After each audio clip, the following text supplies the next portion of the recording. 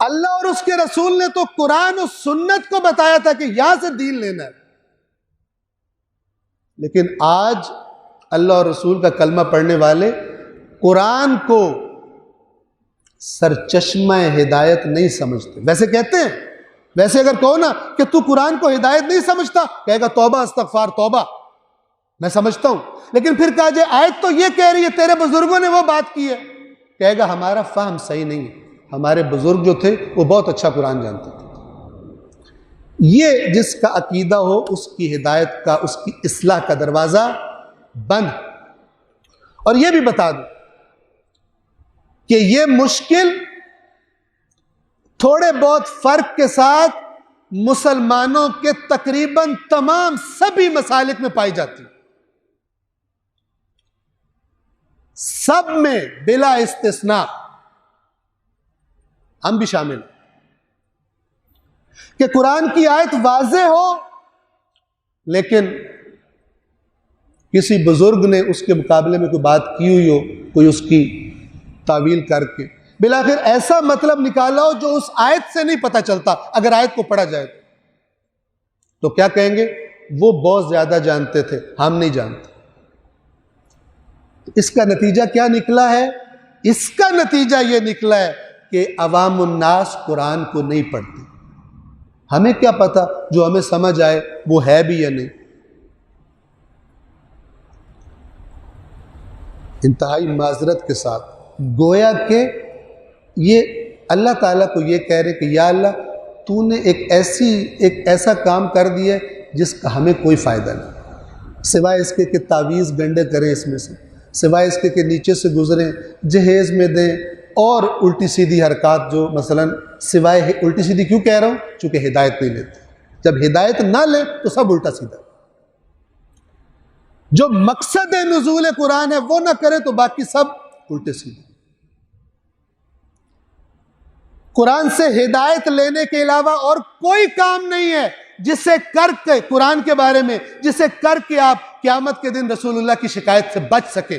صرف ایک کام ہے جسے کر کے آپ اس شکایت سے بچ سکتے ہیں، اور وہ ہے قرآن سے ہدایت لینا۔ باقی جتنے مرضی تعویذ بنا لیں، جتنے مرضی قرآن پرنٹ پبلش کروا لیں، مفت قرآن بانٹ دیں، جتنے مرضی مردوں کی قبروں پہ جا کے پڑھ لیں، جو مرضی کر لیں، اس شکایت سے آپ نہیں بچ سکتے۔ وہ شکایت ہوگی، اور وہ بڑی خطرناک شکایت ہے۔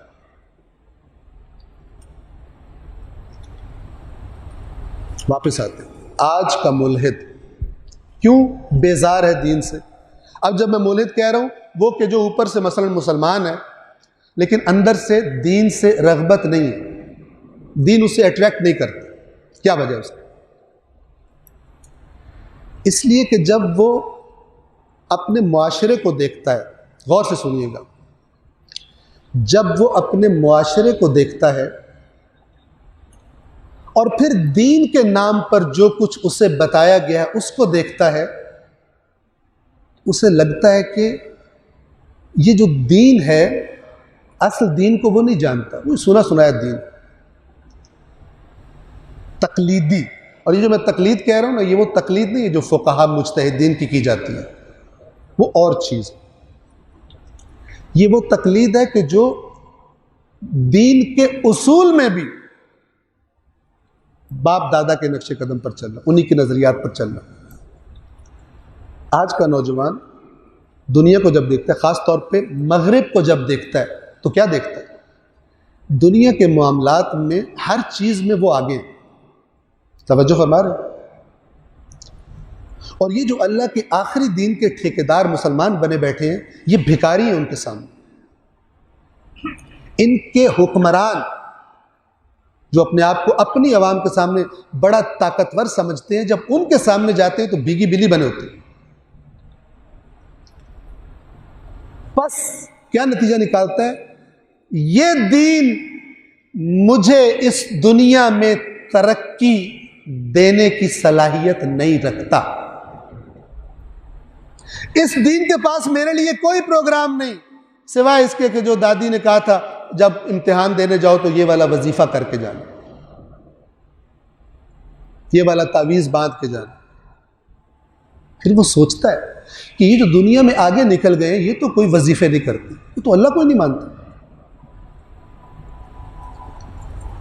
تو بالکل کھلی نافرمانی اللہ کی کرتے ہیں، اللہ کے احکام کے مقابلے میں قانون بناتے ہیں،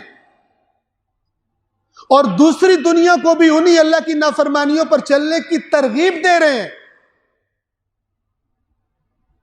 تو یہ کیوں آگے نکل گئے؟ میرے ورد وظیفے مجھے آگے کیوں نہیں نکال رہے؟ میرے استخارے مجھے آگے کیوں نہیں نکال رہے؟ میں کیوں پیچھے ہوں؟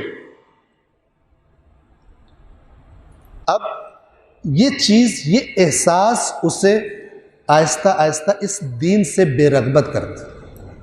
کیوں؟ وہ سوچتا ہے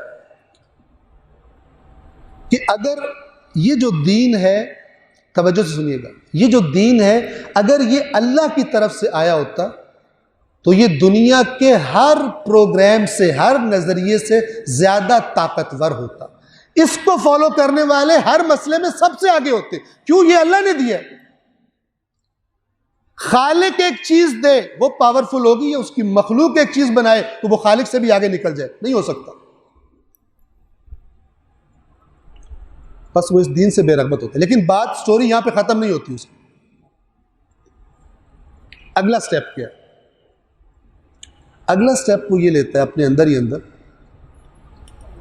کہ یہ دین تو اس میں تو صلاحیت ہی نہیں ہے، یہ رسومات اور یہ سارا کچھ کرنا یہ دنیا میں کوئی عزت نہیں دلوا رہا، دنیا میں کوئی طاقت نہیں دلوا رہا۔ آج کا دیکھ لیں دنیا، اقوام عالم میں حالت دیکھ لیں اپنی، کشمیری مسلمانوں کی حالت دیکھیں، ہندوستان کے اندر مسلمانوں کی حالت دیکھ لیں، کچھ عرصہ پہلے کیا کیا کیا گیا، فلسطین میں دیکھ لیں، اور بعض ممالک میں خود نام نہاد مسلمانوں کے ہاتھوں، کفار کے اتحادی مسلمانوں کے ہاتھوں کمزور اور مظلوم مسلمانوں کی حالت دیکھیں۔ اب وہ یہ سوچتا ہے کہ یہ دین تو صلاحیت نہیں رکھتا،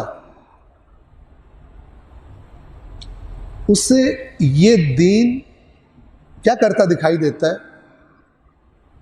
کبھی اسے یہ دکھائی دیتا ہے کہ یہ دین ہر ظالم حکمران کی جیب میں ہوتا ہے،